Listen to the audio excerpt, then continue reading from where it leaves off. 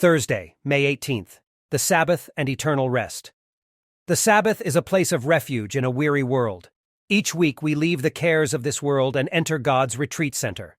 The Sabbath. The famed Jewish author, Abraham Heschel, calls the Sabbath a palace in time. The Sabbath. Its meaning for modern man.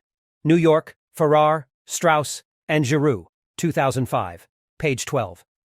Each seventh day, God's heavenly palace descends from heaven to earth, and the Lord invites us into the glory of His presence for this 24-hour period to spend a time of intimate fellowship with Him.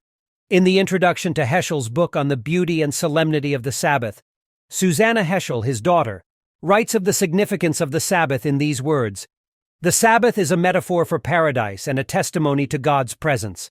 In our prayers, we anticipate a messianic era that will be a Sabbath, and each Shabbat prepares us for that experience. Unless one learns how to relish the taste of Sabbath, one will be unable to enjoy the taste of eternity in the world to come." Page 15.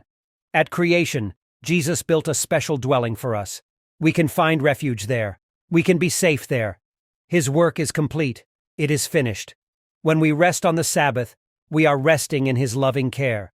We are resting in anticipation of our eternal rest in the new heavens and the new earth that is soon to come.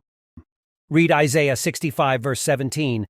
For behold, I create new heavens and a new earth, and the former shall not be remembered, nor come into mind. Isaiah 66 verse 22. For as the new heavens and the new earth which I will make shall remain before me, saith the Lord, so shall your seed and your name remain. 2 Peter 3:13. Nevertheless, we, according to His promise, look for new heavens and a new earth, wherein dwelleth righteousness. And Revelation 21 verse 1. And I saw a new heaven and a new earth, for the first heaven and the first earth were passed away, and there was no more sea.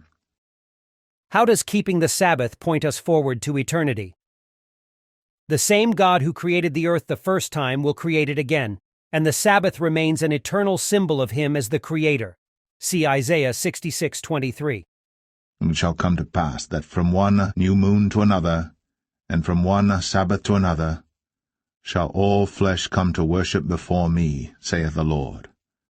In fact, the Jews had seen the Sabbath as a symbol, a foretaste of what was called in Hebrew the Olam Haba, the world to come.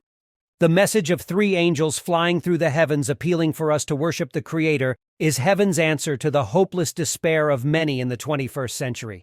It points us to our Creator, the one who first made all things, and to our Redeemer, the one who will, after the judgment, after sin is eradicated, make all things new.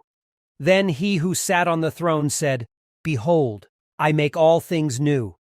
And He said to me, "Write, for these words are true and faithful." Revelation 21:5. How can you personally make the Sabbath a foretaste of heaven in your own life and your family?